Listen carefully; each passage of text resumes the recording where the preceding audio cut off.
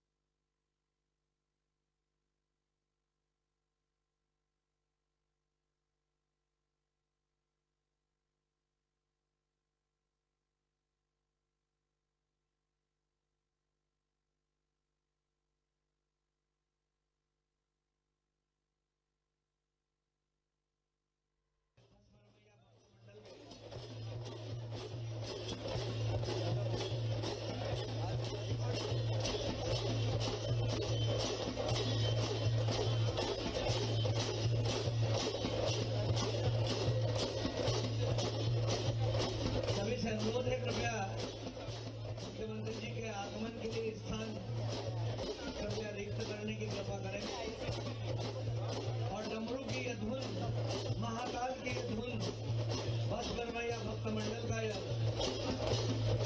शानदार अभिनंदनीय प्रयास आज के समारोह में हमारे मध्य श्रीमती कलावती यादव जी, मुकेश जी टटवाल साहब, संजय जी अग्रवाल, राजेश जी राठौर,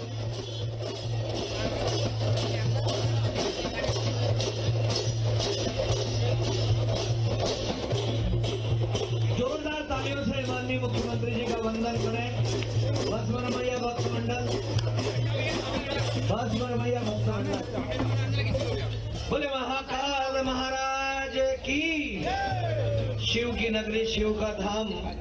और डॉक्टर मोहन यादव ही करेंगे सनातन संस्कृति के काम। डॉक्टर मोहन यादव जी का स्मार्ट सिटी की ओर से, जिला प्रशासन की ओर से हार्दिक स्वागत, वंदन, अभिनंदन। महाकाल की नगरी उज्जैन को विशिष्ट स्थान पूरे भारत में नहीं बल्कि विश्व में स्थापित करने के लिए संकल्पित, श्रम, निष्ठा और संकल्प के त्रिदेव समाहित कर डॉक्टर मोहन यादव जी ने एक अद्भुत कार्य आज यहाँ पर प्रारंभ करने जा रहे हैं। रुद्र सागर पर नवनिर्मित सेतु का लोकार्पण। इसके नामकरण के लिए भी आपसे अनुरोध है कि आप अपने मन में इसके सेतु का नाम जरूर रखें और मार्गदर्शन प्रदान करें स्मार्ट सिटी को। हमारे मध्य अध्यक्षीय आसन पर श्री गौतम जी टेटवाल साहब उपस्थित हैं, हम आपका भी स्वागत करते हैं। अनुरोध है संभागायुक्त माननीय संजय गुप्ता साहब से कि वे मुख्यमंत्री जी का आज के अवसर पर पुष्प गुच्छ भेंट कर स्वागत करें, अभिनंदन करें। श्री नीरज सिंह साहब कलेक्टर से भी अनुरोध है कि वे भी मुख्यमंत्री जी का आत्मीय स्वागत करें, अभिनंदन करें। आनो भद्रा करतो यंतु, सभी दिशाओं से शुभ और श्रेष्ठ समाचार प्राप्त हो, यही हमारी मंगल कामना है। जोरदार करतल ध्वनि के साथ माननीय मुख्यमंत्री जी का वंदन, अभिनंदन। कलेक्टर आदरणीय श्री नीरज सिंह साहब, श्री आशीष जी पाठक एग्जीक्यूटिव डायरेक्टर स्मार्ट सिटी, आयुक्त नगर निगम भी माननीय मुख्यमंत्री जी का वंदन करेंगे। और इस संपूर्ण आयोजन में जिनकी विशिष्ट भूमिका रही है श्री संदीप शिवाजी, आयुक्त सीओ स्मार्ट सिटी, और स्मार्ट सिटी की टीम से निवेदन है कि वे माननीय श्री गौतम टेटवाल जी का आत्मीय स्वागत करें। श्री नीरज पांडे जी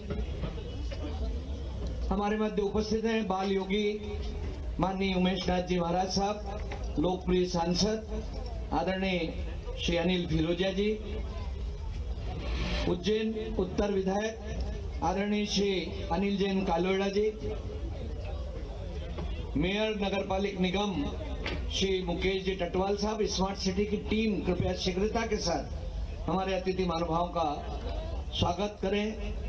वयम जय तोया युजा, हम आपसे और आप हमसे संयुक्त होकर विजयश्री का वर्ण करें। आदरणीय संदीप शिवाजी से अनुरोध है कि वे विधायक श्री अनिल जैन कालोड़ा जी का स्वागत करें।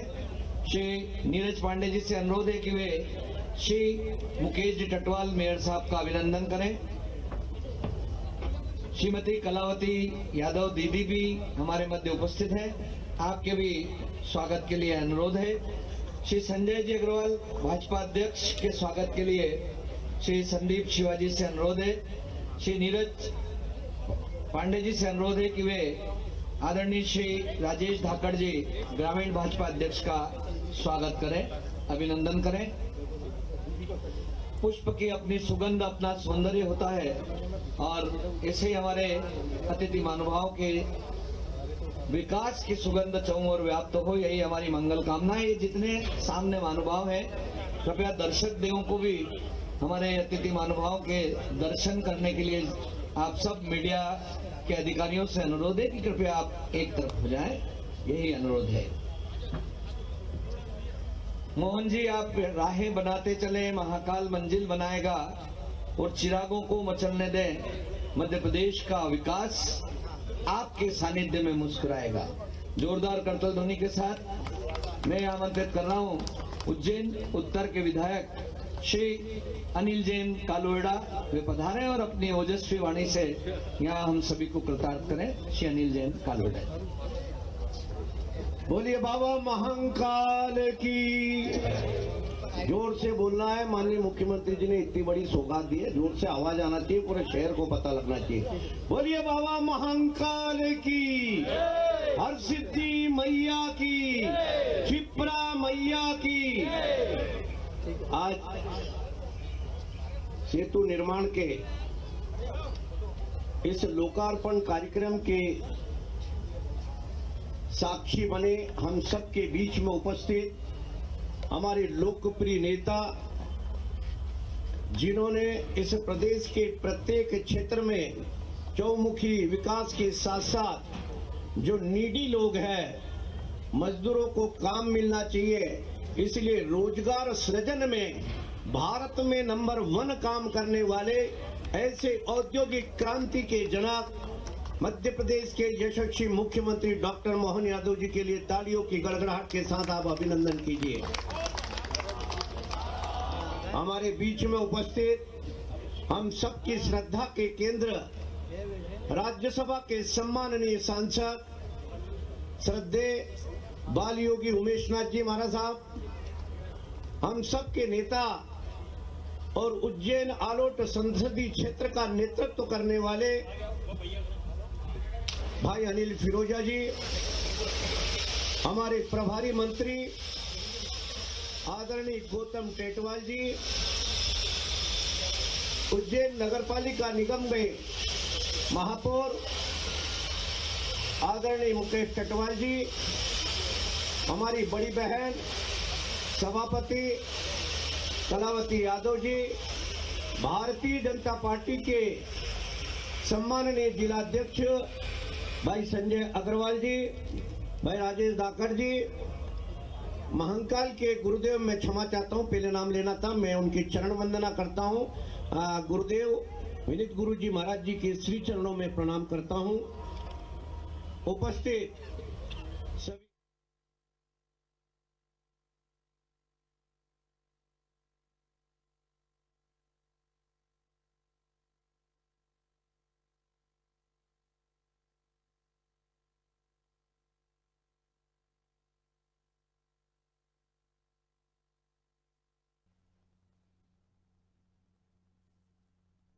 जी, माननीय विधायक अनिल जैन कालोड़ा जी, माननीय महापौर मुकेश टटवाल जी, बहन सभापति श्रीमती कलावती यादव जी, हमारे माननीय जिला अध्यक्ष द्वय माननीय संजय अग्रवाल जी, राजेश धाकड़ जी, सभी पीछे सभी माननीय MIC के सदस्यगण, वरिष्ठ नेतागण, मंच के सामने भी बहुत सारे वरिष्ठ नेता दिखाई दे रहे हैं। मैं आप सबको प्रणाम करता हूं। महाकाल मंदिर के सभी माननीय सदस्यगण, सभी वरिष्ठ नागरिकगण, आमंत्रित महानुभाव। मैं सोच रहा था कि बाबा महाकाल के प्रांगण के चारों तरफ ये जो अद्भुत लीला हुई, अब ऐसा लग रहा कि उज्जैनी के जो जो पुराने नाम थे, उन पुराने नामों को हम अगर स्मरण करें तो अब ऐसा लगता है कि वो अतिरंजित नहीं है, वो सही है। जिस प्रकार से इनके नामों के अपने गौरवशाली अतीत के उस काल को जीवित होते हुए देखते हुए, जैसे अभी परम पूज्य उमेशनाथ जी महाराज ने प्रतिकल्पा की, प्रतिकल्पा का हर कल्प में, हर समय, हर बार, जैसे अयोध्या मथुरा माया, काशी कांची अवंतिका, पुरी द्वारावती सप्तैते मोक्षदायका, ये 7 नगरियां, और 7 नगरियां ही मोक्ष देती है। लेकिन उन 7 नगरी में भी अगर अवंती कोई है, अवंती जिसका कभी अंत नहीं हुआ, हर काल, हर समय, हर घड़ी, जिसका पृथ्वी की उपस्थिति के साथ अपना अस्तित्व हो, वो और कोई नगरी नहीं, हमारी पावन पुनीत अवंतिका नगरी, बाबा महाकाल की नगरी। और ये कितना एक तरह से दोनों का जुड़ाव है। एक तरफ जब हम अवंतिका बोलते हैं तो अवंतिका जिसका कभी अंत नहीं होता है, और एक कालों के काल महाकाल की बात करते थे, तो इसका मतलब क्या हुआ? इसका मतलब हुआ कि इस चराचर जगत के अंदर जब हर कोई सब कुछ समय सीमितता के लिए आया है, कोई ऐसा नहीं है जिसके पास समय ज्यादा हो, न कम है न ज्यादा है।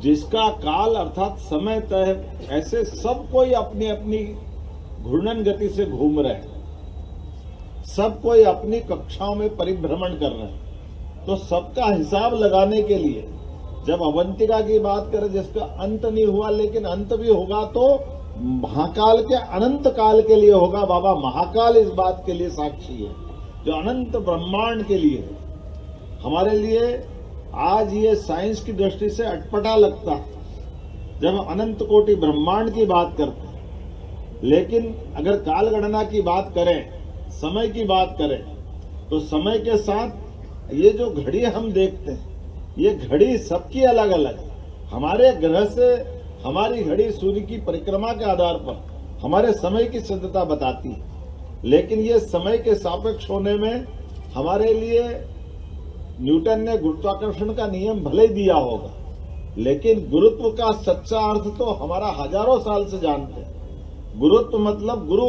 यानी बड़ा, और शिष्य मतलब छोटा। तो सदैव बड़ा आकर्षित करता छोटे को, इसलिए चंद्रमा परिभ्रमण करता है पृथ्वी का, गुरुत्वाकर्षण के कारण वो हमारी कक्षा के बाहर नहीं जा सकता है। इसी प्रकार से पृथ्वी परिभ्रमण करती है सूर्य का सौर मंडल परिभ्रमण करता गैलेक्सी में, गैलेक्सी परिभ्रमण करती कहीं और। ऐसे छोटे से छोटे अपने शरीर के अंदर भी अणु, परमाणु, न्यूट्रॉन, प्रोटॉन, इलेक्ट्रॉन सब कोई घूर्णन कर रहे हैं, सब गतिमान है, लेकिन सबकी गति नियत है और सबका समय नियत है। ना गति बढ़ती घटती है, ना समय घटता बढ़ता है। इसलिए कालों के काल महाकाल के इस प्रांगण में परमात्मा की दया से आज स्वर्ण की तरह शिखर जो जगमगाते दिख रहे हैं, क्या आनंद आ रहा है। ऐसा लग रहा है कि स्वप्न से सुंदर महाकवि कालिदास ने जो कल्पना की है वह ऐसे ही नहीं की होगी। कोई भी आप इस बात को देख करके रचनाओं के श्लोक के मर्म को समझेगा तो कितना अच्छा लगेगा। मुझे आनंद है। ये रुद्र सागर है। रुद्र कौन है? रुद्र चास्टिन का लड़का है। चास्टिन कौन है? शक के बाद हुण आए, और हुण आकर के उन्होंने भी इस धरती से प्रभावित होकर के भागवत धर्म को अपनाया, अपने धर्म को अपनाया, वो यहीं के होके रह गए। तो उनके बेटे का नाम रुद्र है। रुद्र सागर बाबा महाकाल की सेवा में समानांतर नदी के किनारे नदी का स्वरूप बनाते हुए इस बाबा महाकाल के प्रांगण को जल से केवल महाकाल को नहीं, इसकी रचना कितनी अद्भुत है कि यहाँ से इसकी पाल बंद होती है और नदी से वर्तमान में ये रेल लाइन डल गई तो पानी आना बंद हो गया। जब ये रेल लाइन नहीं थी तो सीधा नदी का जल इसमें आता था और यहीं से आकर के फिर घूमते हुए नदी का जल यहाँ से सीधा हमारा, जिसको क्या बोलते हैं, दूध तलई, पुष्कर सागर से आगे बढ़ेगा तो क्षीर सागर, और क्षीर सागर से आगे जाएगा तो गोवर्धन सागर, और गोवर्धन सागर से आगे जाएगा तो सीधा गंगा घाट के पास से होता हुआ विष्णु सागर से निकलते हुए गंगा घाट। आप कल्पना करो, बीच में अवंतिका बाबा महाकाल की नगरी, और ये पूरी जल की परिधा, चारों तरफ से दुश्मन कई किलोमीटर दूर तक रोकने के प्रबंध होते हैं। वहां रुक जाए अच्छी बात है, कोई बात नहीं, रोकते शहर के अंदर चारों तरफ जल की परिधा से इस जल के साथ शहर की सुरक्षा के प्रबंध किए गए।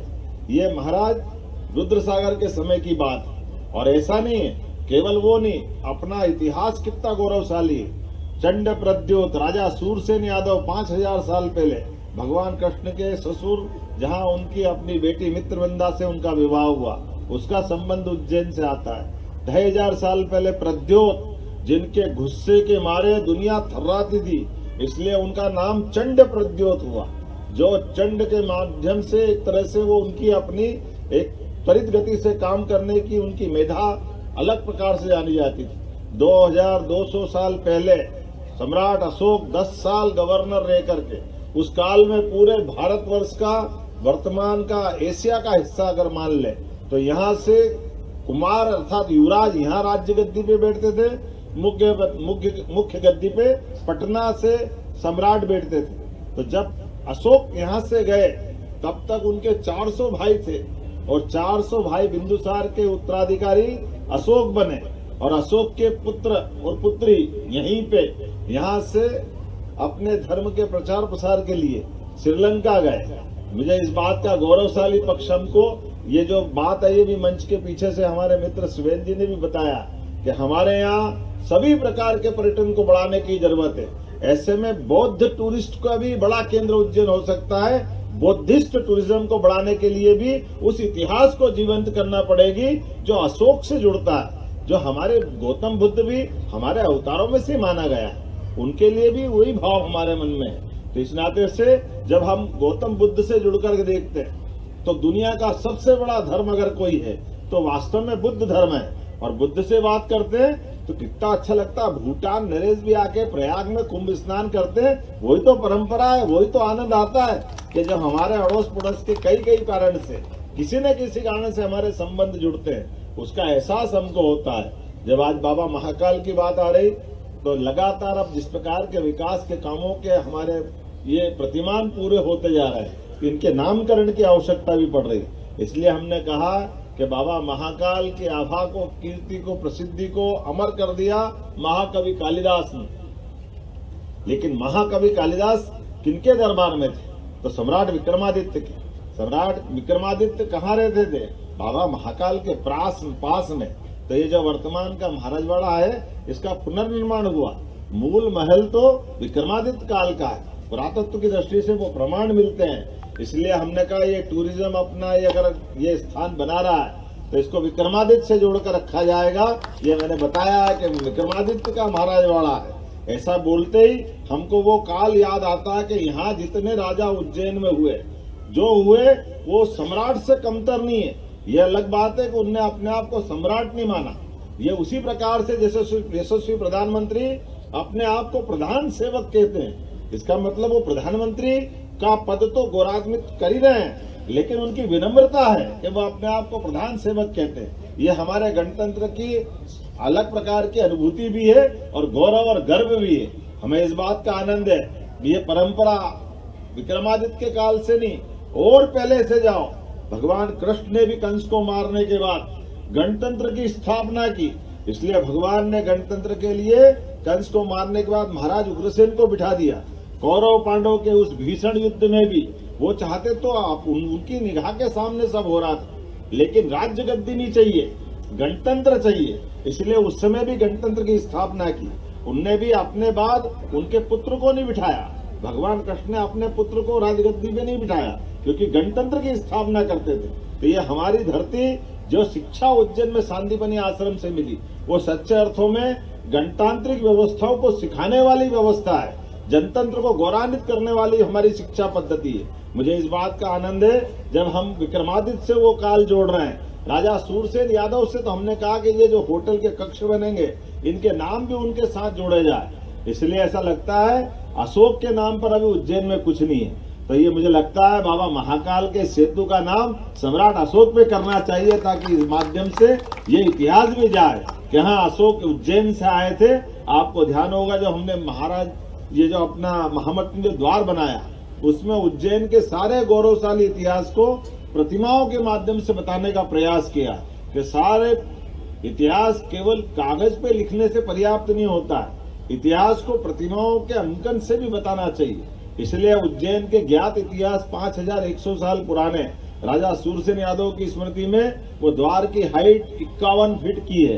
प्रत्येक 100 साल को 1 फीट के अंदाज में निकाला। जो 7 शिखर है उसके, ये 7 पवित्रतम नगरियों में से एक है। दोनों उसमें 2 शिखर बनाए, दोनों हमारे ज्योतिर्लिंग बाबा महाकालेश्वर और ममलेश्वर ओंकारेश्वर के अंदर से दोनों शिखर उसके प्रकार से बनाए। उसमें अशोक चिन्ह भी बनाया हुआ है पत्थर से। उसी प्रकार से भगवान श्री कृष्ण की प्रतिमा भी पत्थरों के माध्यम से बना करके पूजा पाठ के बजाय उस गौरवशाली इतिहास को जीवंत करते हुए प्रतिमा उसमें बनाई हुई है। विक्रमादित्य की 32 पुतलियां उसमें है। हमारे सम्राट का अशोक चिन्ह उसमें है।